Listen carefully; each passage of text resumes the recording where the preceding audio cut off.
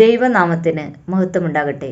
സഹോദരങ്ങളെ, ലോകത്തിലെ ഏറ്റവും വലിയ കോടീശ്വരന്മാരെയും അവരുടെ ആസ്തികളെയും എല്ലാം അന്വേഷിച്ചാൽ വിലയേറിയ പലതും അവർ കൈവശം വെച്ചിരിക്കുന്നതായി കാണാം. എന്താണ് ഏറ്റവും വിലയേറിയ വസ്തു? നമുക്കതൊന്ന് ചിന്തിക്കാം. 1 പത്രോസ് 1:18-19 ഇങ്ങനെ പറയുന്നു: വ്യർത്ഥവും പിതൃപാരമ്പര്യവുമായുള്ള നിങ്ങളുടെ നടപ്പിൽ നിന്ന് നിങ്ങളെ വീണ്ടെടുത്തിരിക്കുന്നത് പൊന്ന് വെള്ളി മുതലായ അഴിഞ്ഞു പോകുന്ന വസ്തുക്കളെ കൊണ്ടല്ല, ക്രിസ്തു എന്ന നിർദോഷവും നിഷ്കളങ്കവുമായ കുഞ്ഞാടിൻ്റെ വിലയേറിയ രക്തം കൊണ്ടത്രേ എന്ന് നിങ്ങൾ അറിയുന്നുവല്ലോ. അതേ സഹോദരങ്ങളെ, ഏതു വസ്തുവിനേക്കാളും വിലയേറിയത് യേശുവിൻ്റെ രക്തമാണ്. എന്തുകൊണ്ടാണെന്ന് നമുക്ക് പരിശോധിക്കാം.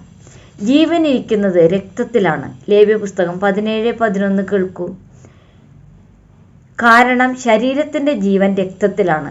യാഗപീഠത്തിൽ നിങ്ങൾക്ക് വേണ്ടി പാപപരിഹാരം വരുത്താൻ ഞാൻ അത് നിങ്ങൾക്ക് നൽകിയിരിക്കുന്നു. രക്തമാണ് ഒരാളുടെ ജീവന് വേണ്ടി പാപപരിഹാരം വരുത്തുന്നത്. യേശു കുരിശിൽ തൻ്റെ അവസാന തുള്ളി രക്തം വരെ ചിന്തി.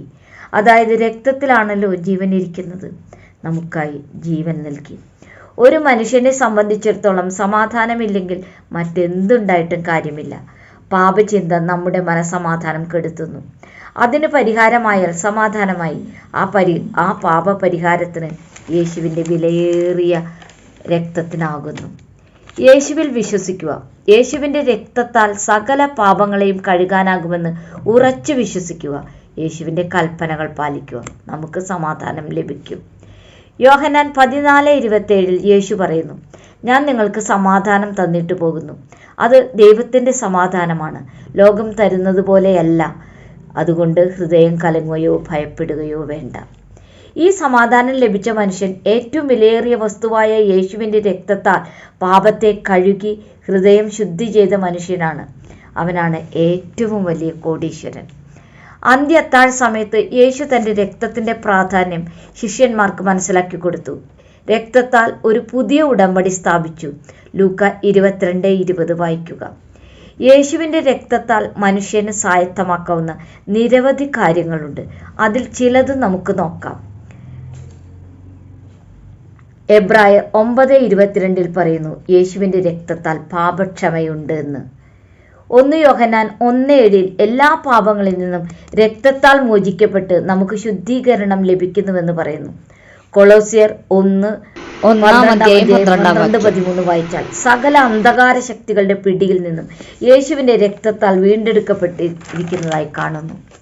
2 കൊരിന്ത്യർ 5:21, റോമൻസ് 24:25 ഒരിക്കലും പാപം ചെയ്തിട്ടില്ലാത്ത വിധത്തിൽ യേശുവിൻ്റെ രക്തത്താൽ നീതീകരണമുണ്ടെന്ന് പറയുന്നു.